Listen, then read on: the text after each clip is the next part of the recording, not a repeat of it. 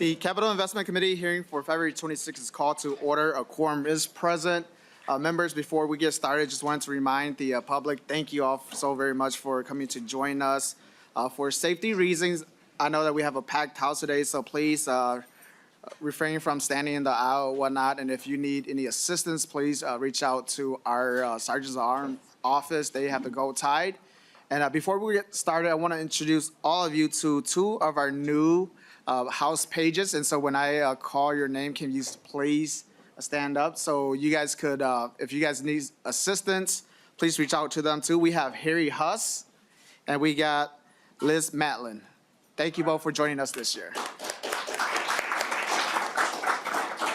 So with that, Representative Frederick, can I have a motion to approve the minutes for February 26? So moved, Mr. Chair. Members, any discussion? Hearing none, those in favor say aye. Aye. Opposed say nay. The motion prevails and the minutes are approved. First up today, we have the Met Council, and with us we have Met Council Chair Robin Hutchinson. Welcome to the committee. Please identify yourself and proceed.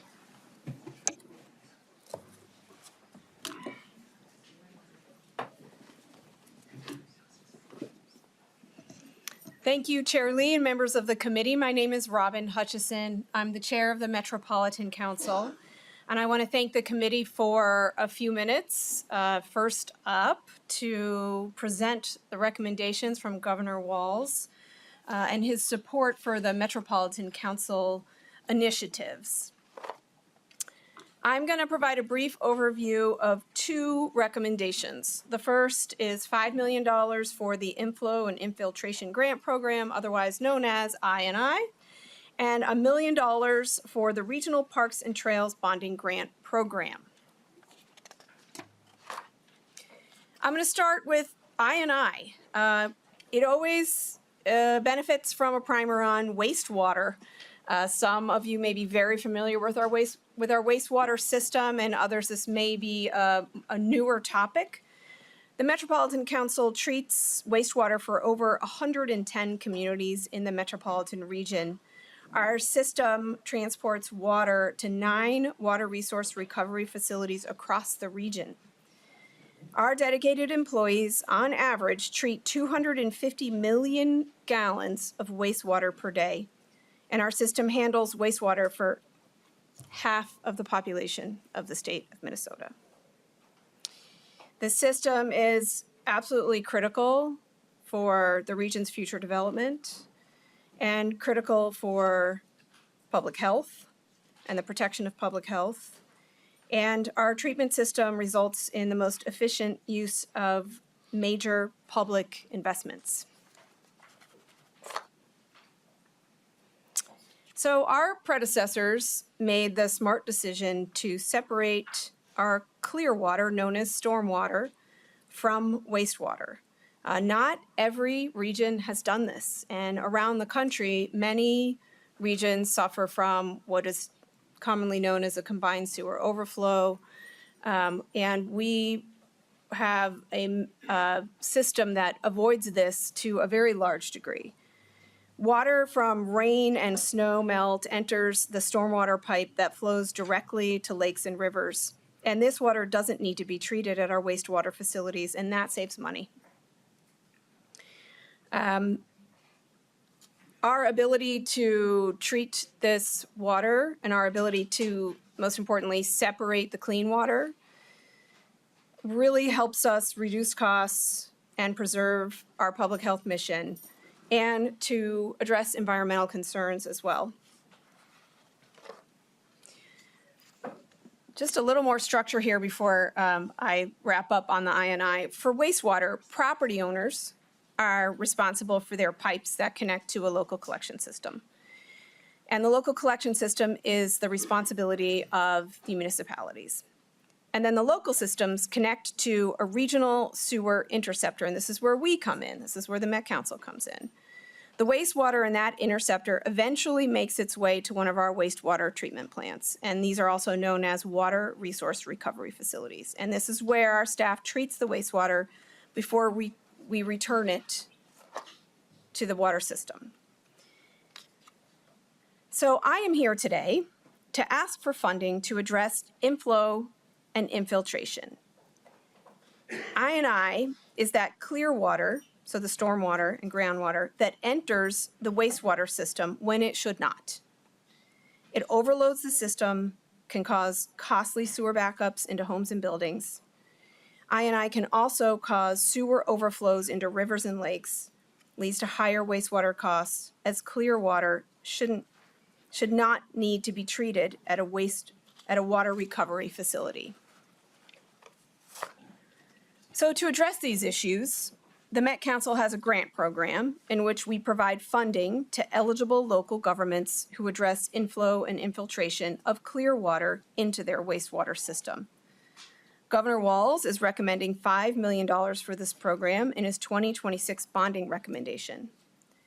Since 2004, the Met Council's I&I program has benefited from local, regional, and state investments to reduce clear water's impact on the system. We appreciate the continued support from the legislature in funding this program, and since 2004, we estimate that we've been able to defer about $1 billion in capacity improvements.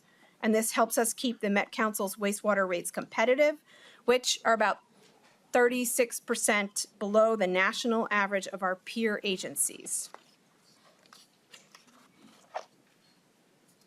The Met Council passes 100% of the funds received from the legislature to local governments across the region. This funding helps protect public and environmental health, saves money by reducing the amount of water that needs to be transported and treated, and allows our economy to grow and prosper without the cost of building larger infrastructure. Right now, there are over 80 communities in the metropolitan region that are eligible to apply for these grants. So with that, I will pause. Actually, I'm not going to pause. I'm going to keep going. I will take your questions at the end, but I will roll into our second request here, which is a regional parks and trails bonding program. Governor Walz is also recommending $1 million for grants to regional parks and trails. So our policy at the Metropolitan Council is that we provide a 2/3 match to state funds for bonding. So in addition to the $1 million, the Metropolitan Council would add $667,000 to that $1 million. Our portion is funded from regional bonds issued by the Met Council.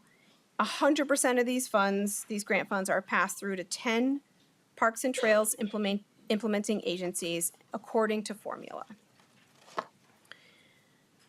Funding for parks is critical to our region, and that's a statement that we all can make very safely. We have some of the best parks in the country.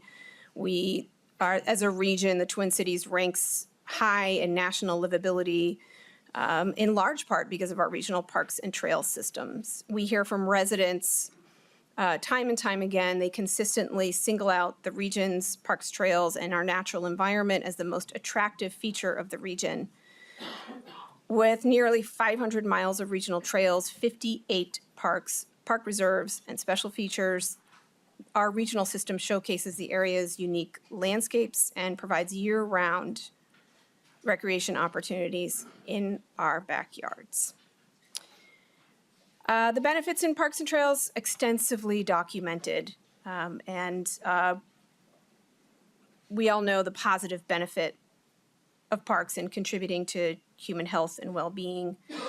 Increased physical activity reduces risks of various chronic illnesses. There's benefits to psychological well-being, stress reduction, attention restoration, improved cognitive function. Social well-being benefits also include social capital, family bonding, social integration. I have a much longer list here, but I think we all know that parks and natural spaces and regional trails provide a tremendous benefit to our individual qualities of life for the Twin Cities metropolitan area and for the state as well. We've been working hand in hand with the 10 parks implementing agencies to think to the future about what the park system will look like by 2050. While the Met Council doesn't own or operate any parkland, we partner with each of these agencies on planning for the future and assisting with funding the system. We recently adopted the 2050 Parks and Trails Policy Plan as part of Imagine 2050, which charts the region's direction for regional parks and trails facilities as our region continues to grow and develop. Park agencies have plans to add land to the regional park system and add trails to the regional trail system. Capital investment funding from the state is one of the many funding sources that regional implementing agencies can use as they plan for the future. State bonds can be used to take care of amenities that we already have and also to meet future needs.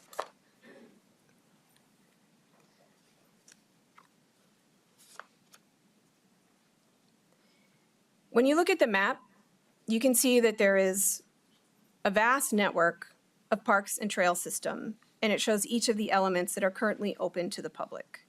As I mentioned, 58 regional parks and park reserves, plus 8 special recreation features. These are unique, one-of-a-kind features, such as Gale Woods Farm, which is part of Three Rivers, and the Como Park Zoo and Conservatory, part of the St. Paul Park System, just 2 examples. If the Met Council receives $1 million in state bonds, we would match this funding. Dollars would be distributed to the 10 implementing agencies. And once the final amounts are determined, we would then work with the elected boards of each of the 10 agencies to help decide which projects in their jurisdictions would receive these funds. We appreciate previous legislative support for regional parks funding, and we look forward to working with the legislature this year to advance both of these bonding recommendations. Thank you very much for a few minutes to describe each of these recommendations from Governor Walz. And with that, I will stand by for your questions. Thank you, Chair. Chair Hansen. Thank you, Mr. Chair, and good to see you, Chair Hutchinson, again. Following up on last year's appropriation for I&I, and Madam Chair, we were in Newport, in August or September? Just wondering if the grants have been executed to get those needed projects into communities.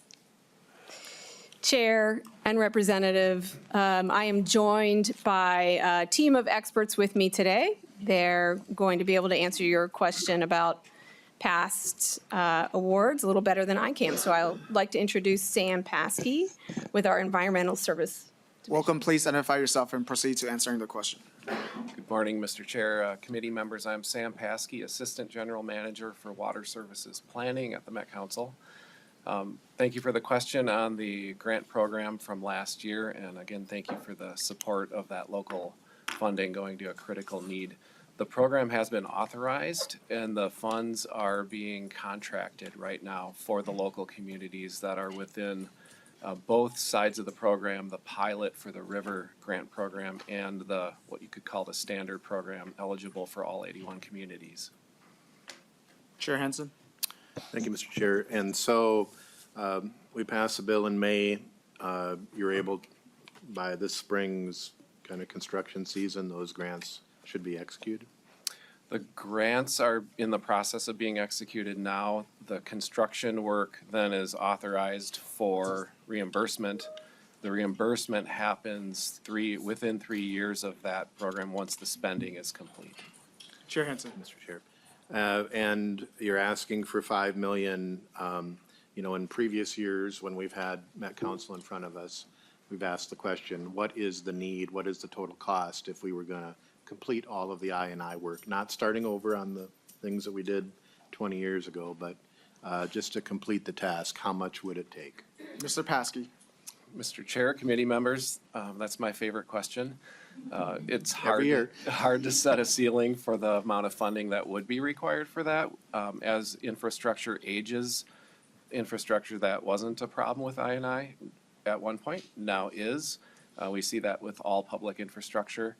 So it's a moving target, if you will, and the funding allows communities to deal with an investment that both supports the local community, but it really benefits the entire wastewater system. And that funding is the way we really work on this all together when local communities may not be able to afford that investment that benefits everyone. To answer your question specifically, we look at the amount of funding provided in prior years and how well that was able to be used by the communities that are doing that repair work, and the capacity of those communities to spend that money going forward. We try to stay in pace with that capacity, and we're not seeing a limit to that right now. So the money is going to good use. What the number should be, it's kind of like repairing roads. It's hard to say how much would get the roads to where we want to be. It's also hard to say how much money would get the system to that perfect place. But the level of funding we get every year is fully utilized, and we'd let you know if it wasn't. Chair Henson. Thank you, Mr. Chair. And the final question then, so if we authorize the same amount of money as we did last year, you would have the capacity to get that out? Mr. Paskey. Mr. Chair, committee members, yes. Members, any additional questions? If not, then I just have two quick one. Hopefully it's quick. So the first one, just regarding BRT, I know that in your agency request, there was a request as your number one priority for 75 million, and in the governor's recommendations, there's not any recommendation for bus rapid transit. Can you talk to how you guys are planning to move forward this session? Are you planning to use any funding that, you have the authority to spend on, BRT capital and operating for BRT transit, or what's your plan? Chair Lee, thank you for the question about bus rapid transit. I first want to commend Governor Walz for the support of transit ways over the last years. We've had a tremendous amount of success, and I know in your district, as we discussed just beforehand, just seeing a lot of success in new transit way development. We've appreciated the partnership with the legislature in contributing to funding of these transit ways. We've added just in the last, I think it's year or two, and I may call 1 year, thank you to Katie Ruff over there, Gold Line, B Line, E Line, our development continues to march along. The current state outlook means that the governor has had to balance all of our requests, and we know that's a very difficult job to do. We'll continue to advocate for our investments in the transit system, and we are on track to open 3 more fully funded major transit ways in the next few years with the Green Line extension, the Gold Line extension, the G Line, ABRT. We appreciate the support from both the governor and the legislature for all of these investments that allow us to keep the work rolling. And I look forward to continued conversations on this topic. Thank you, Chair. And then, Mr. Paskey, last question, just on the I&I again. I know that last session, we passed language to allow for you to grant up to 100% of the funding for community if they meet certain affordability criteria. Are you able to tell us, have you guys awarded any grants under that piece? Or, have you guys seen any requests coming in that have met that affordability criteria but may not have received any grants? Thank you for the question, Mr. Chair. I'll have to get that information to you. It's project specific. So if the project is within a census tract that meets the criteria in the statute, the extent to which that project is within that tract, and projects can cross over boundaries between census tracts, would depend on how they apply for that funding and qualify. Please provide that to Ms. Jenny Nash, and she'll forward it to the committee. Chair Franzen. Thank you. I just want to take this time to thank LIUNA for all the good work that they do. I&I is very important to our communities, and if it wasn't for the work that you do, we probably wouldn't get it done as well. So I'll just give you a round of applause for all of you that are here today. Thank you. So with that, do want to publicly thank you, Chair, on behalf of Chair Franzen and myself, for having your transit buses take us on our metro tours throughout the fall. And so just really want to say thank you to you at the Met Council for that hospitality. Thank you. Thank you, Chair Lee. Thank you very much for this opportunity to talk with you today. Thank you. Next on the agenda, we have Minnesota Housing Finance Agency and Commissioner Ho. I know you just got here, and so hopefully Mr. Kitzberger is ready for your presentation. Hi, how are you? Good.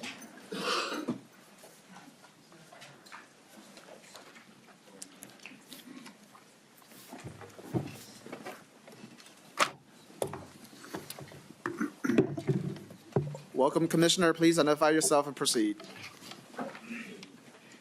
Chair Lee and members of the committee, my name is Jennifer Ho. I'm the Commissioner at Minnesota Housing. I'm here with Dan Kitzberger, my legislative director. I've got 3 other staff who are here with me on the policy team. and will never ask to wait longer when we have the opportunity to present in front of you today. It's exciting to be back.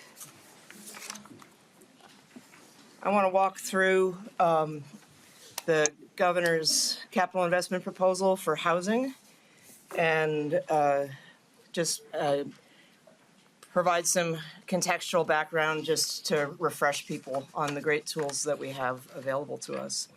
Starting first with the Minnesota Housing Finance Agency, we're a somewhat unique part of state government. We were created in 1971. I have an independent board of directors that includes the state auditor. We do an annual independent audit. We are a finance agency.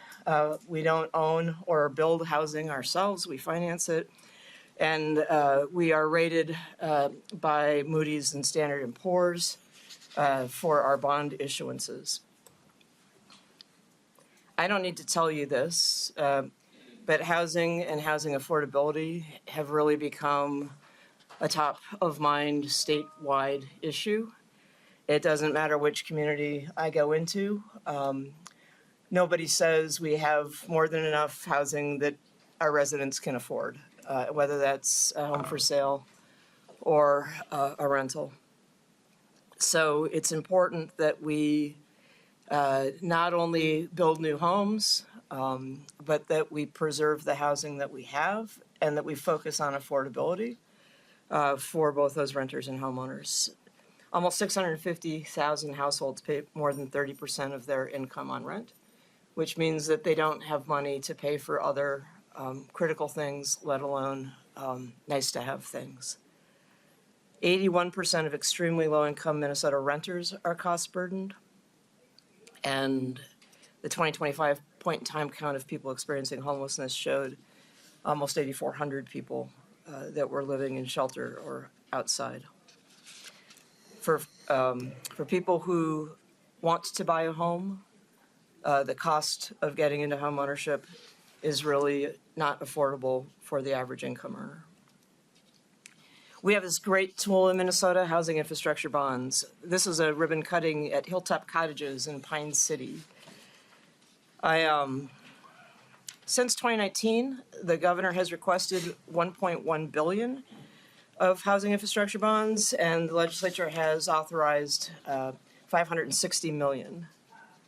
The 2024 and 2025 housing infrastructure bond authorizations have been assigned to projects.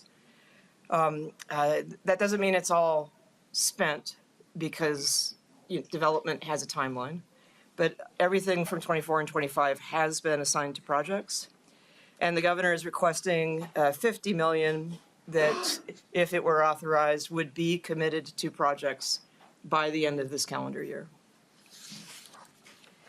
The reason that we have housing infrastructure bonds is because GO bonds can only pay for things, as you know, that are publicly owned, and only 5% of all the housing stock in Minnesota is GO bond eligible.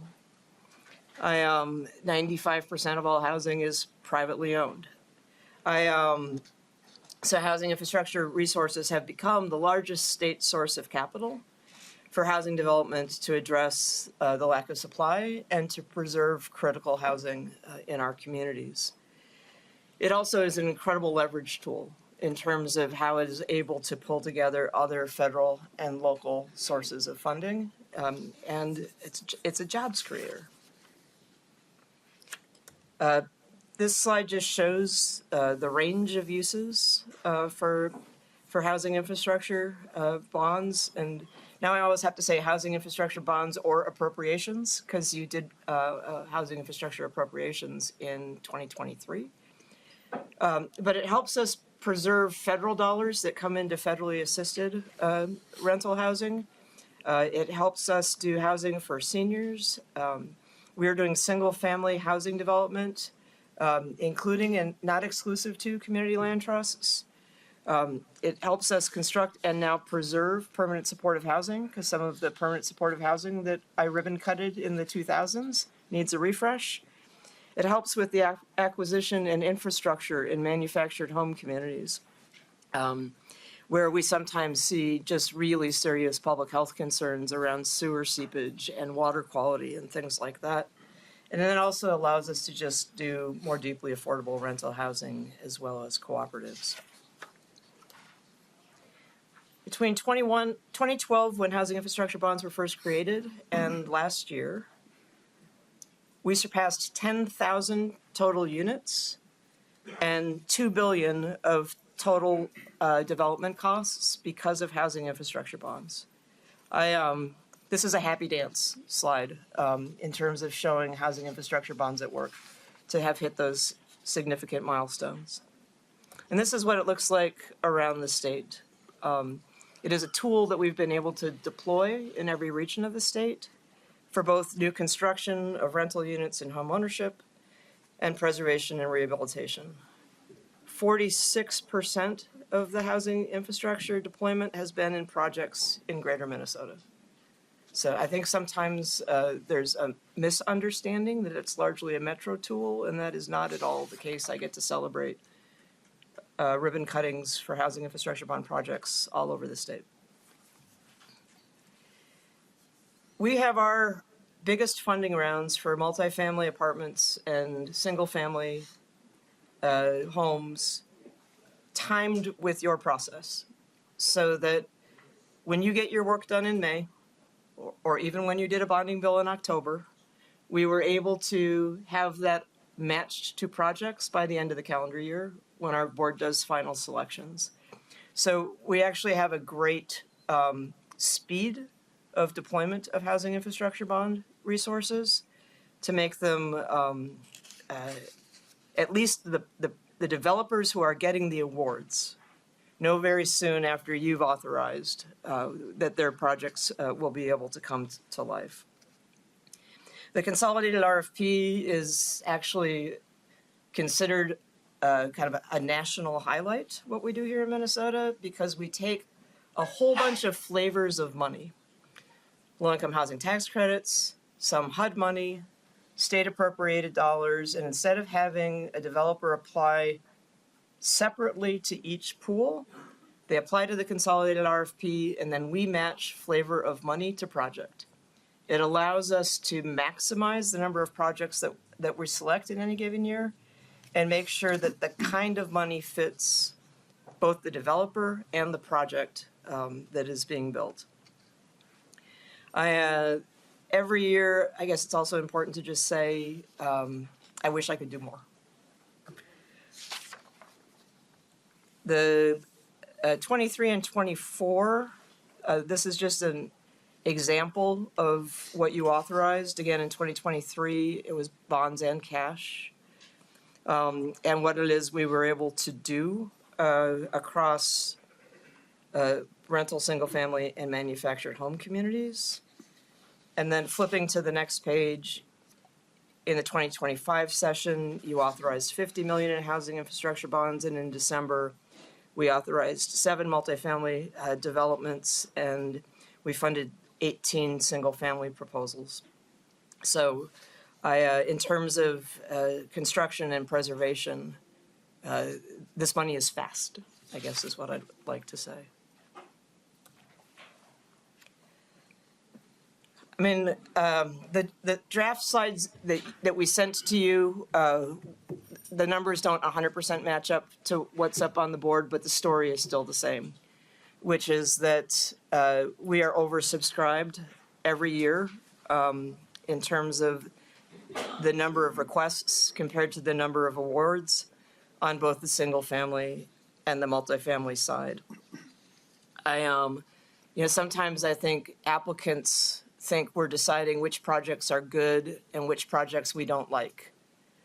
That's not that at all. It's just that we run out of money and aren't able to fund everything that comes in front of us. And I guess, again, we all know that supply and affordability are the biggest challenges. So the more that we can continue to chip away at that, the better. I just want to give you a sample of some recently funded projects. Cobb Cook Place up in Hibbing. It's a $4 million housing infrastructure investment to build 52 new homes. Affordable and workforce units, units for people with disabilities, units for people who have experienced homelessness. The the kind of completion of that financing package, a loan from the agency, is going to be completed by my board of directors this afternoon. Looking forward to celebrating that project. Hilltop Square Apartments in Eagle Bend. This is an adaptive reuse senior housing project. 4.3 million in housing infrastructure for 23 units. This is an old high school that's going to be converted into 23 one-bedroom units for seniors in the Eagle Bend area.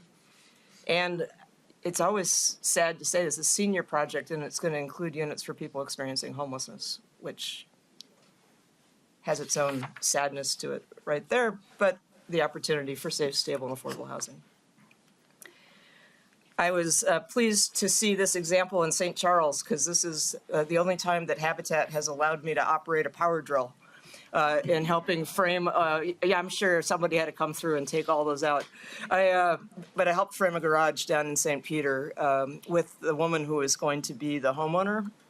So this is an example of $400,000 in housing infrastructure funding that will help bridge the gap between construction costs and the affordability of the home for the homeowner. Sometimes just the cost of construction is more than a home appraises at the day it's built. And so we're helping fill the gap so that the developer is made whole, even though the purchase price will be less than the cost of development. This picture is a segue to our public housing rehab work. This is Hamilton House in St. Louis Park. I got a chance to tour it recently. It's 110 units with priority for seniors and people with disabilities. I don't remember exactly the build date, but I want to say it was in the 70s, and it looks like it in terms of what it was that we needed to do in order to kind of bring it up to date. So the governor's requesting $10 million in publicly owned housing program preservation dollars. And we just remind folks that our built public housing in the state serves some of the most vulnerable residents with the lowest incomes, seniors on fixed incomes, families with kids, people with disabilities. 2023 was your high water mark, an $87 million investment in publicly owned housing preservation, and 26 million was authorized last year. These really do fund the preservation of public housing in every single part of the state. I always say when you're traveling in greater Minnesota, the high rise that you see is usually a public housing building in that community. What we see, this is a building up in Virginia. If I'm pronouncing it wrong, Virginians, I'm sorry. It's the Columbia Rocheleau building. But what we're seeing in public housing is really critical health and safety things that we're doing. Fire suppression, remediation of mold, radon, or asbestos. A lot of accessibility improvements so that people with mobility impairments can access the building more safely. Some really critical physical needs. We do elevator updates, roofs, boilers, windows that no longer have a tight seal. And then where we can, we're improving lighting, energy use, water conservation, things like that. I think it's important to remember that the HUD-built public housing stock by our public housing authorities, most of it is over 40 years old. And the total capital improvement estimate for those buildings is over $500 million. And that, HUD just has kind of turned its back on what it built. And the national backlog in repairs is estimated to be about $70 billion. So and HUD does have a public housing recapitalization and preservation fund, but the appropriations for that federally are about $3 billion. So it's not even scratching the surface. In fact, it's probably growing on an annual basis. We have about 21,000 publicly owned housing units in Minnesota that are home to about 36,000 Minnesotans. 2/3 are headed by seniors or people with disabilities. 75% of residents of public housing have incomes that are under 30% of the area median income. 1/3 of public housing residents are kids, many of whom have experienced homelessness or are at high risk of homelessness. This is Midtown Manor up in Duluth. This is just a representation of where we selected, but also communities that came to us with a request that we didn't have enough funds to select in 24 and 25. And I think it's real notable that in 24, 70% of the resources and projects were in Greater Minnesota, and in 2025, 75% of the dollars and 80% of the projects selected were in Greater Minnesota. The agency has worked very hard to make sure that the application process is easy for a small public housing staff that doesn't have the experience of coming in for things. We do let you do a conceptual description of what you need to do. You don't have to have invested a lot of money in contractor bids and detailed budgets. We will work with you from selection to financial closing to help you do the detailed work that you need to do. And that's what allows us to fund small public housing authorities in parts of the state. I remember going to LeSueur to see one of the projects that we had invested in, and that building was the LeSueur Public Housing Authority. They didn't have vouchers, they didn't have multiple buildings, it was that building. And what we did was a huge difference in terms of their ability to do stuff. We always get photos with applications. So what's the thing we're trying to fix? We got a lot of Liuna in the house. This don't look good. This is a plumbing stack that has since been repaired, that had previously been held together with duct tape. Not recommended for that at home. Damage behind drywall because of an aging plumbing system. Enough holes in the drywall that the 2-hour fire rating is compromised. If you want to know more about 2-hour fire ratings, Dan's your man. But the photo on the right is the repair. And so with the temporary panels. So we're also updating living spaces. This is South St. Paul, kind of what the bathroom and kitchen spaces, the equipment was just beyond its useful life. This is an example down in the Wabasha high rise, right by here, where the external wall had crumbling brick, which invites water intrusion, and then that brick falling onto the sidewalk. What they were able to do with the POP funding is that it restored the exterior of the building. So housing infrastructure bonds, public housing preservation, awesome tools that we have here in Minnesota. I'm looking forward to your questions. Thanks for the opportunity to present. Thank you, Commissioner. Representative Scraba. Hello again, Commissioner. Hi. I'm like, it's deja vu. I sit on the Housing Committee also, second time. First, I want to thank you for streamlining the process. You obviously understand Greater Minnesota's, like you say, the HRAs out there that have one person managing state, federal, county, everything. And sometimes it's the community I'm from, Ely, you know, we've had some run-ins with the housing issues, but once everyone figures it out, it's just magic how it works. I mean, and I thank you for that. Do you have enough staff? Is that an issue? Commissioner Ho.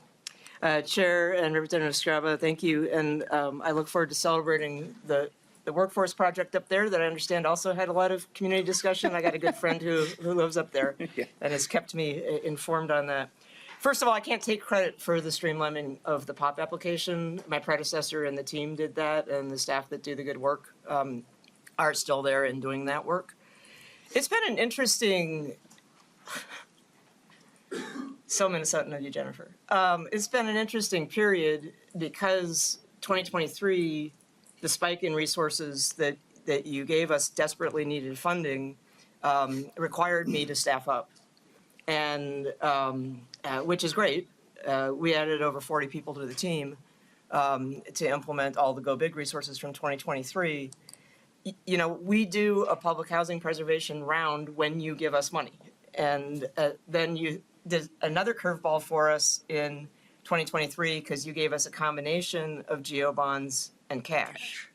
And so we had to think through what was the best possible use of the cash, because some of the public housing buildings have been converted through HUD into something that they artfully called a rental assistance demonstration, but that allows them to leverage private capital and that doesn't technically match the needs of a geo bond. So we wanted to make sure that we used the cash to be able to see if we could meet some of the preservation needs in the RAD conversion public housing buildings. So we had this period where there was a ton of stuff that we did because of 2023 and 2024. Keeping a pipeline of public housing preservation is good not only for the public housing authorities, but it's also good in terms of how I think about staffing capacity within the agency and holding on to that expertise, right? Because if we have it sometimes and we don't have it other times, I mean, obviously we're still doing closing and we're doing, you know, construction monitoring and all those other things, but a consistent pipeline of public housing preservation is good for the communities and helpful in terms of administration. I hope that answers your question, sir. Representative Scrava. Thank you, it did, and I do want to, for obvious reasons, you know, both Metro and Greater Minnesota are constantly, one of the problems we have in Greater Minnesota is there's no housing, so people move here to get more housing. And then they come here and there's not as much housing. So the conundrum that I'm having is if we had more housing, we'd have more people. And to try to break this 54, 46%, you know, like, and just try to find a balance. And I so far, I feel like it's okay. My last question would be, when did HUD start not in reinvesting into themselves? Commissioner Ho. Chair and Representative, I don't have the exact date on the top of my head. I want to say it was in the 1980s that HUD did a significant shift away from construction of public housing and really a shift towards the housing choice voucher. But what's happened since is that they've kind of left that public housing high and dry. It's still a critical asset in all of our communities, but and all the public housing authorities and housing and redevelopment authorities around the state are still responsible for its care. But HUD has just not been a good partner to those communities in terms of making sure that they are, that they're healthy, high quality residences. And then that then creates a stigma for public housing. And, you know, where we're able to do a preservation deal, it actually becomes kind of a shiny penny in a community. It's pretty cool when you can bring something from the 1970s kind of up to current date. So it's exciting when I get a chance to tour. Representative Scrava. Yeah, thank you, Chair, and thank you for that answer. One of the things that I've found, the area that I represent is pretty large, and we have Grand Marais banging it out of the park right now, phenomenal. Two Harbors is getting up to speed. Ely's got some. We're trying to get I Falls. They just did a really good project, and all those little things matter, and it makes a difference. But the key to all of it is to have the developer that can withstand this process, you know, and still make money. So I don't know if you're familiar with how do you move developers around saying, hey, I got a great project for you because we know you have the funds, they don't have the funds, but we can help them. Do you ever do anything like that? Commissioner Thank you, Ho. Chair. Chair Representative, carefully. I mean, what we do is a lot of networking. And we do a lot of, a city is talking about wanting to do something, and we know another city that has done it. You can go visit somebody else who's done it. It's not me telling you how to do it, but it's a peer-on-peer relationship. I mean, we do that through the associations. We do that through the conferences that take place around housing. You know, sometimes, you know, we can say to somebody, you know, oh, have you met Skip DeShano? You maybe should talk to Skip. Skip's done something like this in a community about this size. So, there's ways in which we will informally do that. I certainly know that that contractors and workers are part of the challenge of development in parts of the state, and certainly have been in dialogue with our friends at DEED about that as well. So, it's a real issue. I also think it's interesting, like where modular construction stacking for apartment buildings or just homes. We've got a fair number of modular facilities that are around the state. I've had an opportunity to tour a couple. It's like a kid playing with Legos. Super cool work, but it also creates a tighter envelope on the home because the home isn't as exposed to the elements during the construction period. And you can see workers that are working on building a home in jeans and a t-shirt in the middle of February for something that can get shipped out. And yeah, I'm actually really eager to watch one of the multifamily modulars get stacked. I've seen it on video, but I've never actually seen it get done. And one of my goals for this fourth year of my second term is to actually watch one get stacked. Thank you, Commissioner. Yeah, thank you. Quick comment, Representative Stroud. Yeah, they just did one in Grand Marais. The interesting did? thing is when they get stacked and you see the road rash on the fourth floor, it's like, what's that? Well, that's just dirt and stuff when they got hauled here. It's kind of interesting, but it is a good process, and I thank you for everything you've done. Thank you, Chair. Representative Allen. Thank you, Chair Lee. My question is to the Commissioner. If you go back to slide 9 on the housing infrastructure bonds, you selected a 13-year period of time from 2012 to 2025 in order to be able to generate the numbers that you gave us. I'm actually more interested in getting current context to a lot of the funding that's happened. Specifically, I'd like to, I know you probably don't have the information with you. If you did, I'd be really impressed, but I'm looking for a breakdown specifically of projects that were funded in 2023, 2024, and 2025 with locations and amounts of the amounts of grants, just to get a better understanding of, what was the impact in terms of inflation on construction and kind of the dynamics that was happening within the distribution of those dollars. So, Commissioner Ho. Chair and Representative Allen, you are correct. That is beyond my retention capacity, but we will follow up with you. And just to be clear, so you want all housing infrastructure bond selections 23, 24, 25, and then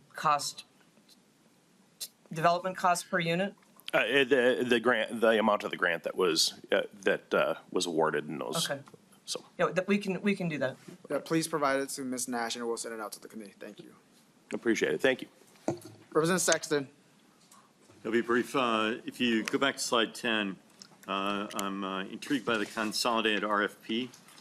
I'd be curious on a breakdown between the federal funds, whether or not TIF is still allowable, maybe a pie chart to show us how we balance compared to those funds and really how it all comes together. Commissioner Ho. Thank you, Chair and Representative Sexton. I think we still see local communities use TIF as a part of the leveraging in the total financing package. It's rare that our investment is 100% of the development costs.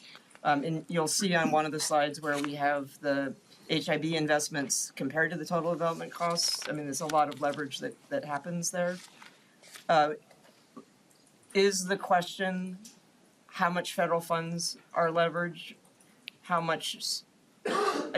Really just trying to get an idea of the aggregate funding coming together in these consolidated RFPs. When you get TIF, then you also have to allocate a certain number of, say, multifamily apartments for the lowest income in order to qualify. So that has a place still, I believe. I just don't know if it has a place here within the consolidated RFP. Curious to see also, if we're getting federal funding, how we're matching it, or if we're doing the bulk of the funding and federal's not really doing anything. I think we could do a better job of presenting that information. Commissioner Ho.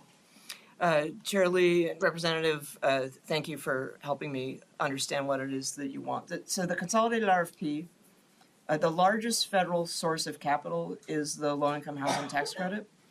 And so we allocate tax credits, both 4% and 9%, to developers.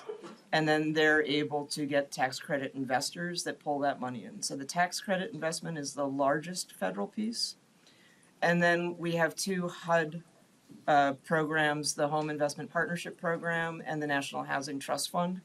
So the tax credits, home, and National Housing Trust Fund are the three federal sources that come into the program. The National Housing Trust Fund is funded by profits at Fannie and Freddie, so it varies a little bit from year to year. And the home is appropriated by Congress. It's great that we finally got a THUD bill passed by Congress.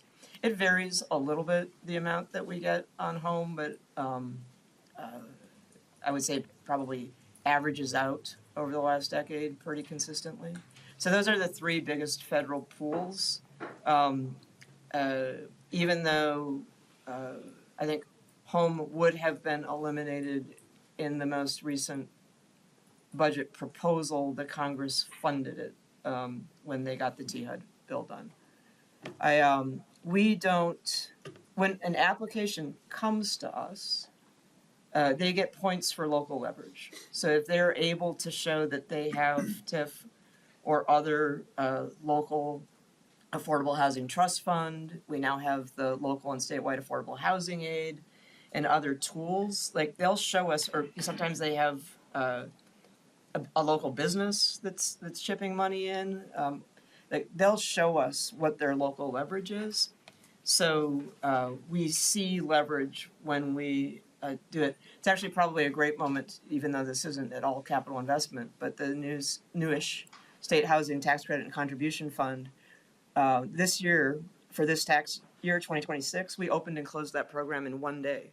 That is how popular the State Housing Tax Credit has been. And you can designate your tax credit contribution to a specific project.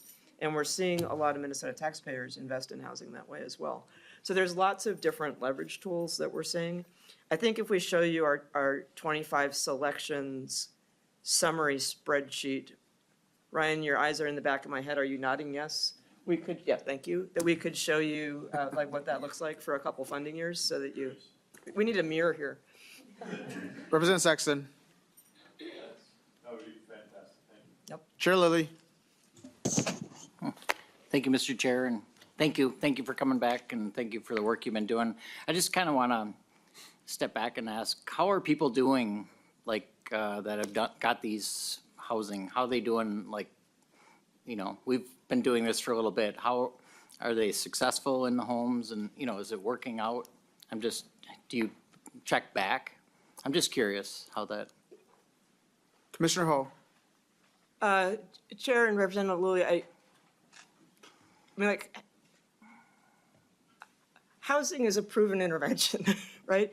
If you have a home that you can afford, that's designed to be affordable for you, like, you know, people stay there as long as that's the place that they want to be.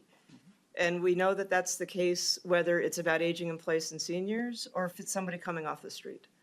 You know, the housing success rate of supportive housing where people have both the affordable unit and the supports they need is, you know, an 85% annual retention rate, which is extraordinary when you consider the histories that people have had with housing instability prior to that. I mean, it's kind of like food is, like nutritious food is a proven intervention for health. A home you can afford is a proven intervention for life.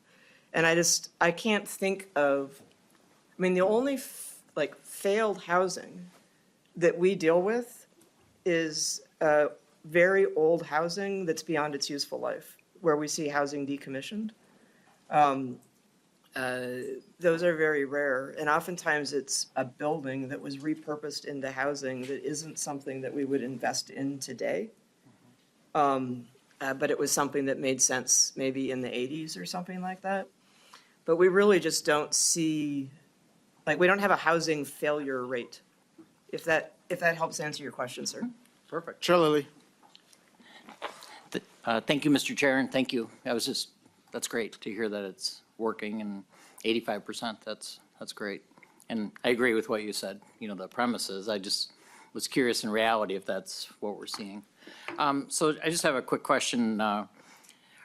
So with the money that we invest in housing, are we hiring union people? Are we hiring, good, union contractors and ensuring, the worker safety, worker pay, and, and hiring good people?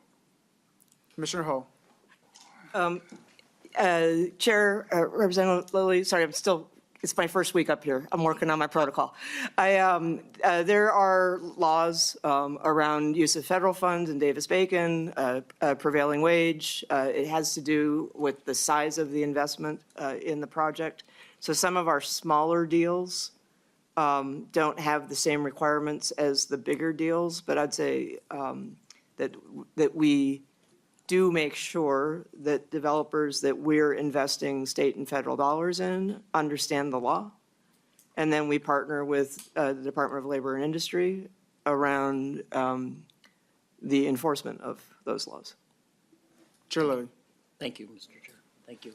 Commissioner Ho, quickly before we move on to the next one, so just looking at the POP funding and just doing some quick math, in 23 and 25, the total, I believe, is around 113 million. And then in your slide on page 23, the amount allocated was around 92.5, and so that left around $20 million or so. Has that 20 million or so been committed, or where is that with regards to the allocation? Chairman Lee, thank you for that astute question. When I was talking about public housing applications, we talked about how when somebody applies, they can have a conceptual idea of the program. So we maintain a buffer because we know that when a project actually gets priced out, and by the time it gets to financial closing in the beginning of construction, there can be a gap between what they thought they needed and what they needed. That gap is always up, rarely down. I have architects that help the Public Housing Authority think about what we call value engineering. Are there things that could be done a little differently in order to contain the cost of the project while maximizing the impact of the investment? But we intentionally don't award every single dollar because it's a conceptual RFP, and history shows that we'll need a buffer in order to make sure that everything we select gets to closing and gets built. Thank you, Commissioner Ho, and thank you to the Minnesota Housing Finance Agency for coming by today. Thank you, committee. It's great to be here. I look forward to a hefty bonding bill this year. Next up, we have the Minnesota Public Facilities Authority to come and present. We'll have Supervisor Kolstad and the CFO of the Department of Health and Public Facilities Authority to come and present.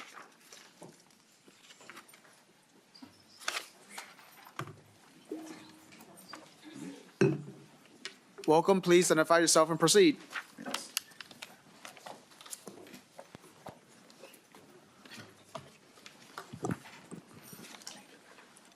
Hello, Mr. Chair, committee members. My name is Chad Kolstad. I am the Infrastructure Unit Supervisor at the Minnesota Department of Health. I thank you for the opportunity to be here today. I'm actually presenting on behalf of the Public Facilities Authority, as their executive director did announce his retirement last week and is no longer working for PFA. With me is PFA's CFO, Melissa Ralph. So if we have any real detailed financial questions, she can help with that. So to kind of start off my presentation, you can see by the logo here, the water infrastructure funding programs are a partnership between not just PFA, but also the Minnesota Department of Health and the Pollution Control Agency. So the Public Facilities Authority acts as the bankers for the program, and the Pollution Control Agency and Department of Health act as the technical representatives or technical experts of the program. So what I want to kind of cover today are the major water infrastructure funding programs in Minnesota, a little bit about the water infrastructure funding needs historically and currently, talk about specifically the Clean Water State Revolving Fund and Drinking Water State Revolving Fund intended use plans. So those are the projects that are going to proceed in the next construction season, kind of what historic funding levels have been for the state. what the governor's recommendations are, of course, and if their time permits, I'll talk about kind of the future of the federal funding. There is kind of this fiscal cliff coming for water infrastructure. So the major the major water infrastructure funding programs in Minnesota consist of, first, the Clean Water and Drinking Water State Revolving Funds. Those are the biggest programs. The Water Infrastructure Fund, Point Source Implementation Grant, Drinking Water Emerging Contaminant Grant Program, and the Lead Service Line Replacement Grant Program. So to start off, the Clean Water State Revolving Fund Program was established nationally in 1987 as amendment to the Clean Water Act. Those funds passed from Congress to the EPA and then to the states to fund projects. The Clean Water State Revolving Fund focuses on wastewater issues, so wastewater treatment, wastewater ponds, lift stations, sanitary sewer replacement. It follows an annual funding cycle, so it's pretty easy for systems to apply and work through the process. The program was initially set up to be a below market rate loan program, so a subsidized loan program, and some requirements of the federal capitalization grants allow us to give out principal forgiveness dollars for affordability as well. One interesting thing for the communities in the metro that they've been taking advantage of lately is that rather than bonding on their own, if they go through the state revolving fund programs, they only pay interest as funds are dispersed. So that's a huge cost savings for metro communities that are doing stuff over multiple years. St. Paul's done a lot of work with that and really appreciates the program. Just to get in a little bit more of the details of how the program works, just for the representatives here, is there's kind of steps to it. First, you apply for the project priority list. So this is a list of projects kind of intended, they can move forward that year, but it's really intended for over the next 5 years. That's the PPL. So you hear me refer to the PPL. That's actually managed by the Minnesota Pollution Control Agency. So if the project then wants to move forward during the next construction season, they actually have to also apply for the intended use plan. So that's a list of projects that intend to move forward, and that is managed by the Public Facilities Authority. Once we get those applications in for the PPL and the IUP, basically we package that together into a finalized IUP that will determine the funding range of projects for that next construction season. Those projects then have to proceed to get certification, which can include plans and spec review, operator certification requirements, environmental review. Part of that is, I heard earlier, wage rates. So there are state or federal wage rates depending upon the project associated with this fund. So once that project is certified, then the project can go out for bid. Those projects are bid, PFA gets the as-bid cost for that project, and then they can finalize the award, and then construction can start. So that's kind of the annual cycle. It repeats every year. Just some key dates to remember. So the project priority list deadline is always the first Friday in March for the Clean Water State Revolving Fund. And the intended use plan deadline is always the first Friday in June. So you can see what those dates are here. If you have constituents that have projects that are on the current IUP and they've asked you questions, just make sure they're going through the process and that they have applied, or they have plans and specs in to Pollution Control Agency if it's a wastewater project by March 31st, 2026. That's a key date that they need to make sure they get that in there to make sure we can certify their project for funding for this construction season. Similarly, they have to get their funding application into PFA by that same time. And all these steps basically had to be completed by the end of the fiscal year to actually award funding for that project. Second, this is kind of the partner program. So the Drinking Water State Revolving Fund is a little bit newer program to the Clean Water State Revolving Fund. It's specifically for drinking water. It was established in 1996 as an amendment to the Safe Drinking Water Act. Similarly, it takes funds from Congress, passes them to EPA, and then awards them to the state. A little bit difference with the Drinking Water State Revolving Fund is it's based on the infrastructure needs survey that's conducted by the federal government with assistance from the states every 4 years. This is another year of the needs survey. It's been kind of lagging a little bit, but if you have communities that ask questions about this, please have them participate in the survey. It really helps get more funds for the state of Minnesota. Examples of projects that are funded by this Drinking Water State Revolving Fund are water treatment plants, wells, water main, so water main replacement, water storage, your water towers, water meters, and of course, lead service lines. One key with the Drinking Water State Revolving Fund is not really for development and growth. It's for existing infrastructure to address emerging contaminants or just kind of other potential needs from the community that on the drinking water side. Very similar process to the Clean Water State Revolving Fund. And again, they're below market rate loans with some potential for principal forgiveness based on affordability criteria. I won't go through this again, but just to mirror that, this is the same kind of process that the Clean Water State Revolving Fund projects go through. Only thing here that's different is the Drinking Water Revolving Fund PPL date to apply has moved up to March 13th, so it's going to be the second Friday in March moving forward. We're going to start a new project, new program, a new date. Why not make it on Friday the 13th? What could possibly go wrong? Same thing if you have projects on the 2026 IUP. They need to have plans and specs in by March 31st, funding applications to PFA by March 31st, and have all those certification requirements completed by June 30th.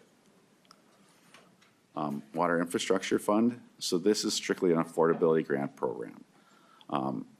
Basically what we do is we look at the existing debt service of the community on that particular water utility, the new debt service from what the project will cost, and then O&M once that new project is in place. So if chemical feed costs go up, other electrical consumption might go up, that's what we look at. And then we compare that to the median household income of that community or that service area. And if it's greater than 1.4% on the clean water side or 1.2% of the median household income on the drinking water side, any costs above that, if funds are available, is 80% grant. Last year, thanks to the legislature, that cap has been increased to $10 million. It was previously $5 million. So it helps as project costs continue to grow, helps those communities that really need it get the funding that they need. Again, you must be on the project priority list to get funding for WIF. But I think the key thing to take away with WIF that's really beneficial to the state of Minnesota is that we partner WIF often with USDA rural development. And by doing so, it allows rural development to access more federal dollars than a lot of other states do, which brings a lot more, sometimes $30, $40 million additional into Minnesota that we wouldn't have received otherwise for water infrastructure. Kind of sliding over to the wastewater side of things, Point Source Implementation Grant Program, that's been in place for a while now. It's a state-funded program designed to offset the costs associated with it to meet more restrictive wastewater effluent limits, like phosphorus, nitrate, those kind of things. 80% of the eligible project costs is what you would get for a grant, and it's capped at $12 million. Again, it was increased last legislative session. You must be on the project priority list, but with PSIG, you also have a separate application that's due at the end of July to apply for PSIG. In certain situations, PSIG can be used on drinking water projects if it's a more cost-effective solution to address the wastewater issue. This is often common with chlorides. So if you have a community that has hard water, you have a lot of home softeners that discharge when they regenerate basically to the wastewater system, that'll cause an exceedance of chloride at the wastewater plant. It's a lot easier to do centralized water softening treatment on the drinking water side than try to treat for chlorides on the wastewater side. So we have funded quite a few projects where they've put in centralized softening to address that concern. Kind of a new program to Minnesota is the Drinking Water Emerging Contaminant Grant Program. Kind of like PSIG, but it's designed to address the additional need to deal with emerging contaminant issues on the drinking water side. When you think of emerging contaminants, everyone goes to PFAS, but in Minnesota, we actually do have a lot of manganese projects as well. This program is set up so that 50% of the eligible costs are grant dollars, and it's capped at $5 million. And again, it was created last session. The project must be on the project priority list to be eligible, as well as receive emerging contaminant points from when they score it at MDH. There's no separate application, so once they get in the queue, we work on the best funding package for that community. And I just want to make this clear because this question has come up to me in the past. This is not an affordability grant program. It's just a straight grant program to help communities that are addressing emerging contaminants. Lead service lines, just for awareness, I know you probably all know this already, but what we're talking about with the lead service line, which makes it unique, is it's the connection from the water main out in the street to the home. So it's usually like a 1 inch or so pipe that flows water from that water main in the street to the water meter in the house. So that's what we're focusing on. So one of the challenges associated with that, of course, it is done on private property. So we've been really blessed in Minnesota that we were able to set up a great lead service line replacement grant program that partners really well with the federal funds. The federal funds for lead service line replacement have to go out as a grant loan split. But we wanted to make sure that residents would want to participate in the program. So we ended up making it a 0% grant to the private owned portion, so at no cost to the homeowner, as well as a grant loan package to the public side. So if you go back to this slide here, typically ownership in Minnesota is a split ownership, where the water utility of the city owns from the water main to the curb stop, and then the private property owner owns from the curb stop into the house. There are many variations of this. About 30% of the communities, the homeowner owns all the way to the water main, which has its own challenges as well. But that being said, going back to the program itself, anything that would be considered private, so if it's all privately owned, they would be 100% grant. If it's a cost split and it's 100% grant on the private side, the remaining portion for the public side is a loan and a grant package. The loan is set up at 0%, and when the project is completed, we use state funds to pay off the loan. So in the end, it's no cost to the homeowner and no cost to the utility. And that's one way to get the lead out of the ground. With the advent of the lead and copper rule improvements, all lead service lines will have to be replaced or removed by 2037. So in order to do so, and with limited funds this last year, we did have to cap projects to ensure that they could meet their 10-year replacement goals. So, you know, we didn't fund everything that was asked by the communities, but we were able to keep them on schedule to meet that 10-year goal. Again, all of the funds that we receive from the federal government and the state pass through the Drinking Water State Revolving Fund. So the same rules apply as they would for the Drinking Water State Revolving Fund, how you apply for the PPL and IUP. If you're interested, and I did make a correction probably since the slides you got. So if you look at this web link here, LSL, it should be, there's no backslash, it's just LSL-new. If you go into that link, that's new. This last couple of weeks, the U of M is our contractor on this, and they do a fantastic job. If you've never been on this tool before, please check it out. What's been added recently is that you can actually go into that tool and you can click on your district and it will summarize how many lead service lines you have in your particular district. So it's a really nice tool, as well as how many unknown service lines. So that's a big challenge with lead, is there's a lot of unknowns out there yet. Currently we have about 87,000 known lead service lines and 208,000 unknown lead service lines that still need to be identified. Now jumping back into just kind of historic funding needs for the Clean Water State Revolving Fund. So these are wastewater projects. I'm not gonna get into any more details other than to show you the trends here.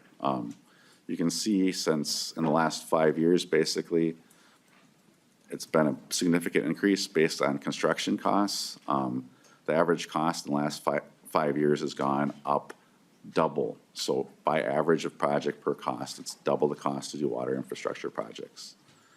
This pie chart just kind of gives you a breakdown of what those different components of the wastewater system might be most impacted.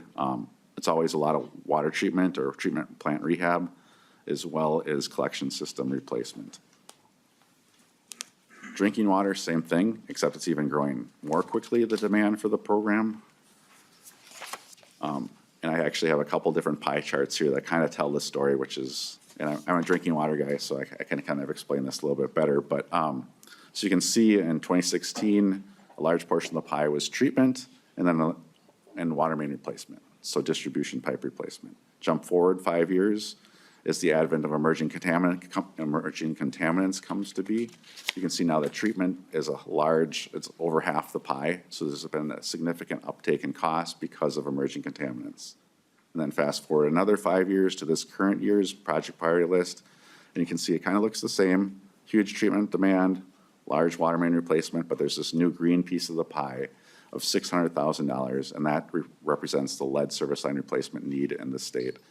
And those are just projects that have applied for the PPL. Now, just to kind of summarize the intended use plan, so those previous graphs and pie charts reflected kind of the 5-year need from the project priority list for each of the clean water and drinking water programs. This is just a summary of the projects that intend to move forward this next construction season. So on the Clean Water State Revolving Fund side, we have 108 projects totaling about $890 million that are planning to proceed. On the drinking water side, we have approximately 200 just general infrastructure, drinking water infrastructure projects that could be replacement of towers, water distribution replacement. We have 29 emerging contaminant projects totaling $290 million and 201 LSL replacement projects totaling about $230 million. And had we had more funds, we would have been able to actually give more money out for lead service line replacements. But that we had to be, like I said earlier, we did have to cap communities as how much we could provide for funding for lead service line replacement. And then finally, the point source implementation grant need. We have 41 projects, and what this number represents here is $250 million is the 80% need, not the overall project costs. So that's the need to fund all the projects on the current PSIG list. So in your packets, you should have a copy of the annual report. So if you want to look at past projects that have been funded over the last year, you can see those. You'll also have copies of the drinking water and clean water intended use plans.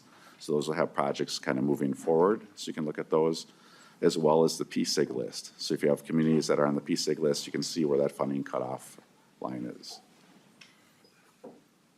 Just to give you a little history of the state appropriations, and you can basically, what this basically tells you is what years we had bonding for state match for the SRF programs.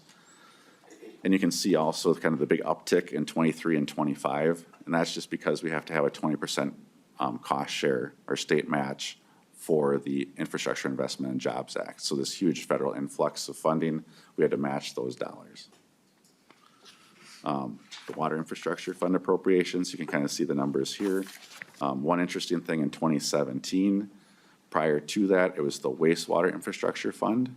In 2017, we got that changed to the Water Infrastructure Fund. So before, we'd only have affordability grants for wastewater. Now we have affordability grants for drinking water as well. A little bit on PSIG funding historically. You can see the kind of the numbers here. In 2019, they started using Clean Water Legacy funds as well on an annual basis to kind of help increase the funding available for PSIG projects. And then, since there's not really history to these other programs, the Drinking Water Emerging Contaminant Grant Program was provided $15 million last legislative session, and the Lead Service Line Replacement Grant Program was provided $240 million in 2023 and $3 million in 2025. So based on all that information for this next coming year, these are the governor's capital budget recommendations. So for state match, since we're not needing to match the Infrastructure Investment and Jobs Act, that number has gone down to $19 million. The Water Infrastructure Fund, $20 million. Point Source Implementation Grant is $45 million. Drinking Water Emerging Contaminant Grant is $15 million. And those are all GEO bond requests. And again, back to the uniqueness of the Lead Service Line Replacement Grant Program, because we're doing work on private property, those dollars typically do come from general fund cash. And if we have time, Mr. Chair, I can go into just a little bit of the future funding of federal funds available. Yeah, if you could just do that quickly. Sure. So yeah, real quickly, you can see kind of from this graph, the blue bars represent kind of the base funding from the federal government over the last 10 years. That's what we refer to as our base capitalization grant. When IIJ came along, so that's the Infrastructure Investment and Jobs Act in 2022, Congress started taking, we'll just say earmarks from the SRF capitalization grant. So you can see the blue bars went down. And I think that's knowing that they had IIJA funds to cover that kind of difference. But that continues moving forward each year. So if you look at these numbers, once we run out of IIJA and they continue to take funds from the capitalization grants to fund earmark projects, we're only going to have about $13 million a year from the feds on the clean water side, and even worse on the drinking water side, we're at about $6 million. So those are kind of scary numbers for the amount of demand that we have in this state. And then finally, just for awareness, lead service line replacement funding, we have received federal funds for years for 2022, 23, and 24. We will be applying in the next few weeks for the year 4 of IIJA, which would be federal fiscal year 2025. And then we will have one more year of federal funds. And then as of this point, we haven't heard any even rumors that there'll be more federal funding for lead service line replacements. So a lot of these programs are kind of hitting this kind of fiscal cliff, and I just wanted to bring that up for awareness. So with that, I'll happy to take questions from the committee members. Thank you. Chair Kosnick. Thank you. Thanks for the presentation. The lead service line replacement, generally for a lot of older homes, of course, a lot of older homes are purchased by different investors for rental properties and such. Is the grant program exclude small investors to do that, or does it have to be owner occupied or? Yeah, Mr. Professor Chair. Kilstein. Yeah, Representative. So we don't get into the details of who owns the property itself. It actually, the applicants for the lead service line replacement program are actually the community water systems themselves, so the cities, not the individual residents. So the cities tell us what they need to replace, and they manage the actual funds and who they're replacing those lines at. Okay. Chair Kosnick. Thank you. I just bring it up. There was a person in my a constituent in my district, and they'd bought in a house, but the neighbor came over and said, "Oh yeah, did you have to do the infill infiltration test?" And they got the thing lined, but the neighbor across the street just on their own replaced their lead service lines at the same time, which is, I guess, it's expensive, but it's also a good opportunity to do both at the same time. I don't know if he used this program or not, but I imagine there's a lot of properties, and my understanding, clarify for me, these lines will need to be replaced over the next 10 years as a requirement? Mr. Kolstad. Yeah, Mr. Chair, Representative. Yeah, so it's a little complicated. So the lead and copper rule improvements, so EPA regulations, once goes into effect in November of 2027, basically. From that year, they have 10 years to replace their lead service lines in all the communities. There's still some questions of whether amendments will be made to that rule, but that's the general idea, is that by 2037, all lead service lines will need to be replaced across the nation. Chair Kosnick. Thank you. I appreciate the leeway and the information. That's a large expense just across the state and the country, really, but very interesting. Chair Hansen. Thank you, Mr. Chair. And Mr. Kolstad, so I want to go back to the drinking water and affordability. And so just want to check again, after some of the federal activities, many states started moving away from median household income as a determining factor, or they went to census tract rather than the entire city. So are we still at the whole metro area being one area for median household income, or is it broken down by city now? Mr. Kolstad. Yep. Mr. Chair, Representative, we do look at the median household income of the individual community. In addition to that, if they'd be doing it in a specific area, like a certain part of their service area, we would look at the MHI of that particular area. So we could do an income survey, or the community could do an income survey for that particular part of that community itself. Chair Hansen. Thank you, Mr. Chair. So you do have the capacity to go down to census tract if you so desired for median household income? Mr. Kolstad. Yeah, Mr. Chair, Representative, we get the data from the state demographer for median household income based on communities themselves, based on the cities. The census data works somewhat, so if they had a part of their community that was doing some work and they wanted to target work in that area, we could look at the census data for that service area itself. That does work pretty well in the metro area if they want to target a certain area. It does not, census data does not work well in greater Minnesota. We actually have problems with it a little bit because often you're collecting information from residents outside a city themselves because the census tract may be 3,000 to 6,000 people, right? Chair Hansen. Thank you, Mr. Chair. Well, the challenge is if the metro is an entity under itself or its higher median household income and it has components with it that may be equal in population to the small cities that are going to be getting millions of dollars, then they can never qualify. The metro communities can never qualify because they can't hit the median household income. So the question would be, what are our surrounding states or comparable states, even maybe a Washington or a Colorado, that may be about the same size? Are they still using median household income? And if you don't know the answer to that, if you can get back to us, or maybe nonpartisan research, NCSL could check on what are states using as a measurement of affordability. Earlier this morning, when Met Council was up here, we put in affordability criteria for inflow infiltration. And so they're following that. But there was resistance to doing that with the PFA. So therefore, then the money flows where it's always flowed rather than maybe where it might be extremely needed. Mr. Chair. Post that. Yep, Mr. Chair, Representative. No, we can definitely, we have a relationship with the Region 5 states, you know, for EPA.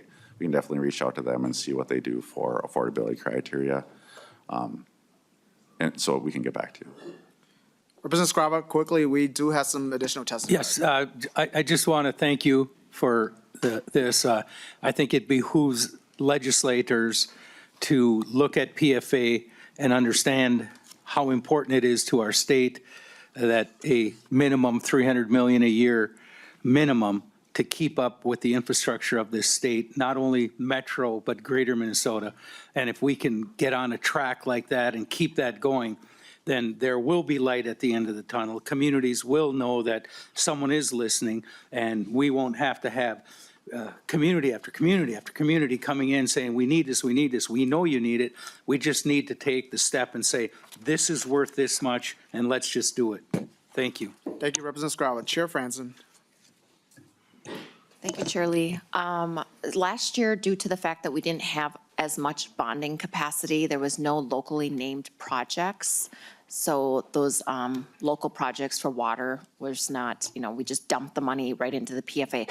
Do you find that more helpful, or does the named grant process kind of hinder the PFA program?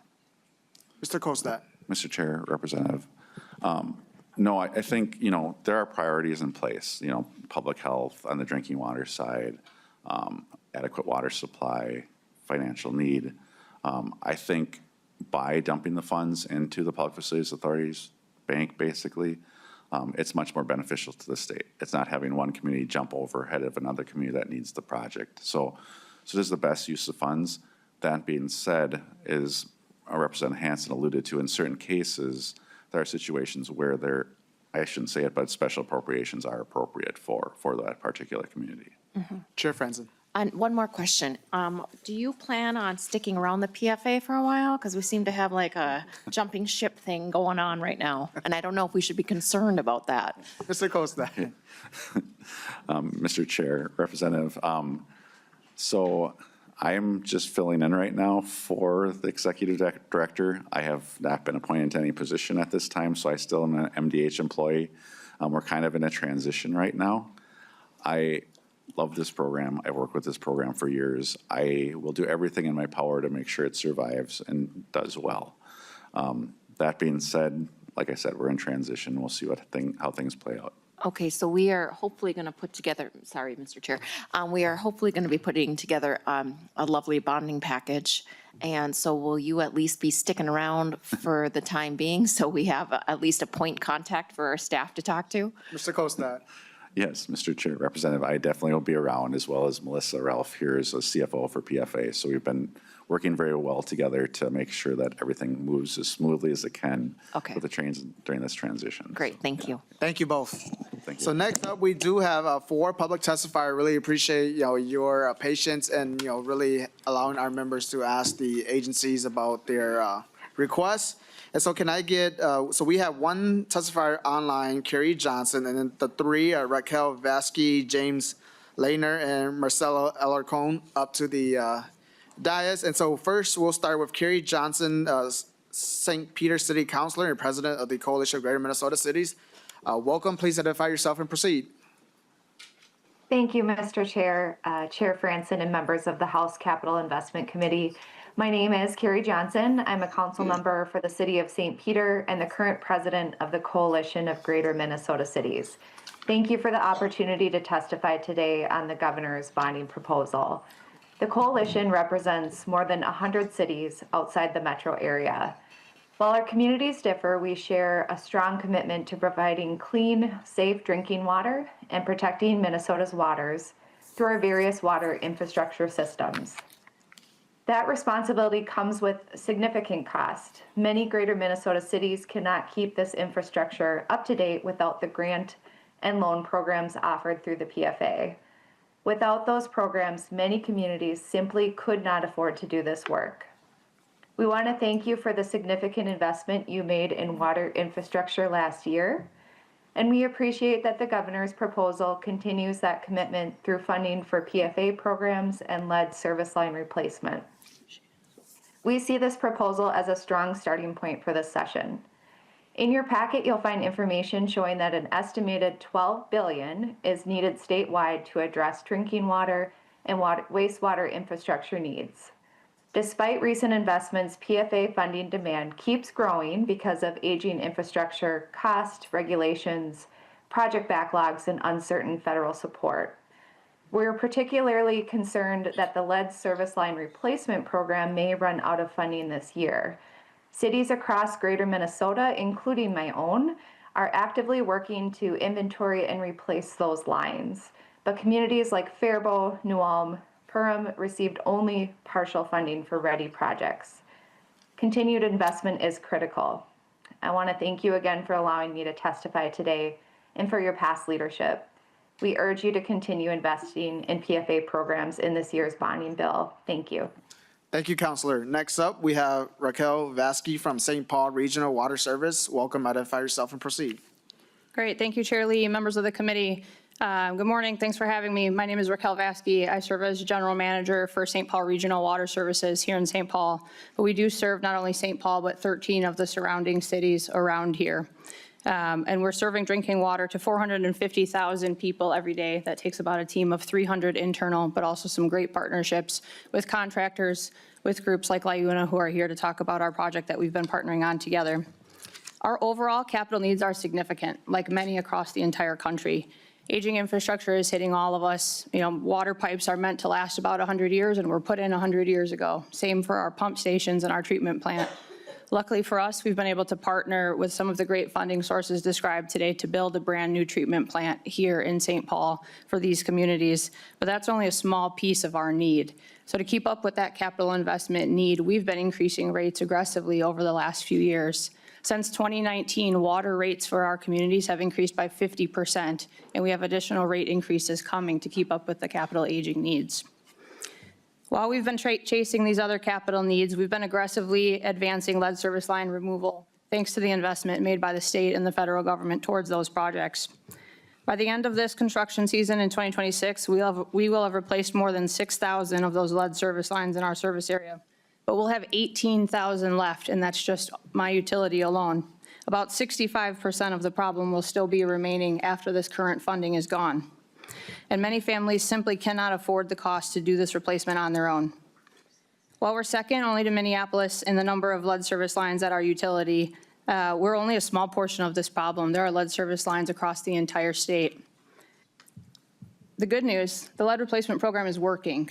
We started in 2022. As I said, we'll have about 6,000 done this construction season. By the end of this construction season, our bids are coming down. So while we hear about inflationary costs and everything rising, Our collaborations with different entities, our partnerships, our abilities to minimize risk, increase the customers, has resulted in us being able to bring the bid cost per replacement down over the years since we've started this work. So we're at a peak of being able to do the work efficiently. We have the contractors lined up to do it. We've added 40 jobs alone within our utility, and that doesn't even count all of the contracted work that we're doing for jobs in this area. So the program is working, and what we would hate to see is it come to a screeching halt next construction season in 2027 without additional funding allocated to this program. So thank you for your consideration, and I'm here to answer questions if you have any. Thank you for your testimony. Next up, James Laner. Please identify yourself and proceed. Good morning, Chair Lee, Chair Franzen, and members. For the record, my name is James Laner. I'm the Policy Associate at Conservation Minnesota. We're a nonprofit organization committed to protecting our state's many precious natural resources, including our waters. And it's through this lens that we support funding for the removal of lead service lines and for updating our drinking water and wastewater infrastructure. When it comes to lead service lines, we know that there's no safe amount of lead for humans to consume. Even small amounts of lead can have serious health impacts on humans and pose especially strong risks for children and infants.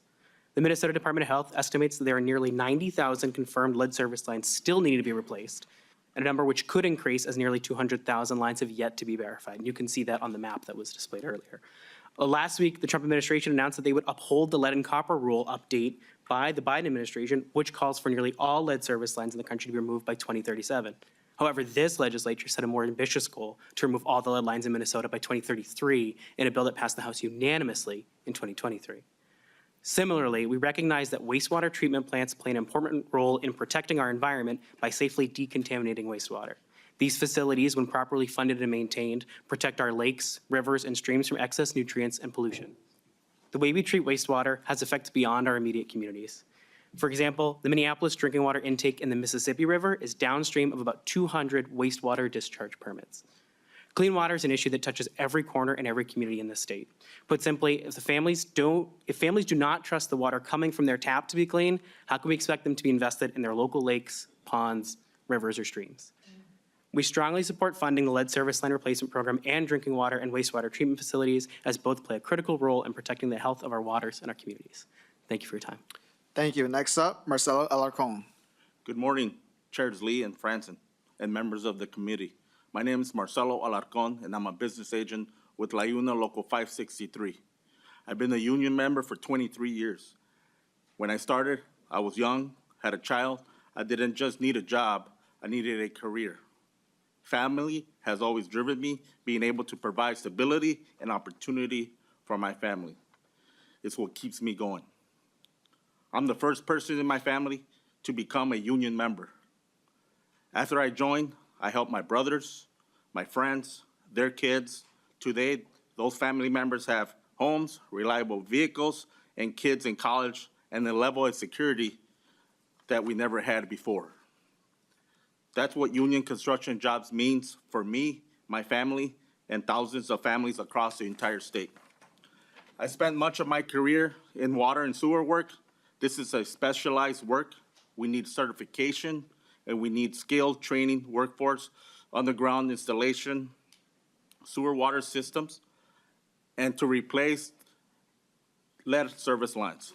The Labor's Training Center equipped me with OSHA safety knowledge, including proper excavation and confined space safety, and awareness of the hazard associated with handling lead toxic materials.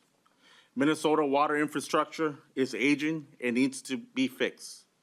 We need investments to upgrade wastewater facilities and to ensure the community has safe drinking water. As you may know, all the state funding for removing lead service lines has been used up and complete to projects approved for 2026 construction season. Unless you make a decision in investments, there will be no 2027 construction season. There is simply no other way to replace lead pipes at any scale without the cost to property owners. When you fund these projects, you're not just removing dangerous pipes, you're also creating good paying careers and giving Minnesotans the same opportunity union construction work has given me. This only happens because of the decisions you will make in the next 12 weeks. Our members are ready to work and we need help to do so. Thank you. Thank you, and thank you three and the testifier online for coming by to provide your public remarks. Members, thank you all for being here, and thank you to the agencies for presenting today. With no further business before us, the next meeting is on Tuesday, March 3rd, with Chair Franzen holding the gavel. This meeting is adjourned.